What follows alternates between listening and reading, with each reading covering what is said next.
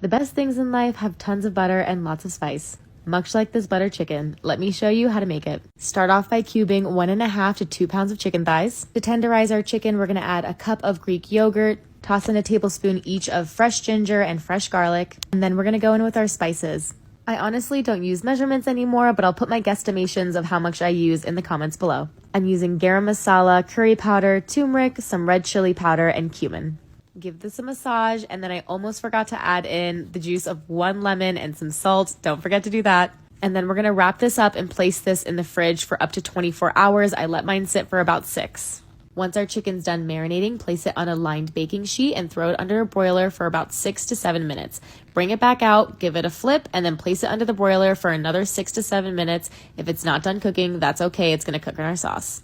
And now for the best part, the sauce. In a large pan, warm up 2 tablespoons of ghee before tossing in 1 large diced onion. Take the same spices that we used to marinate our chicken and toast this up with our onions along with a cinnamon stick and a few bay leaves. While this is sauteing, throw in 2 tablespoons of butter and then a tablespoon of fresh garlic and fresh ginger. Let these spices get nice and toasty over medium heat for about 5 minutes before taking out our cinnamon stick and bay leaves. Pour in a can of diced tomatoes and add in about 8 ounces of tomato paste. Let this cook down until it gets some color and then toss in some cashews. It really makes a difference, I promise. At this point, I throw in 3 more tablespoons of butter before pouring in 1 cup of heavy cream.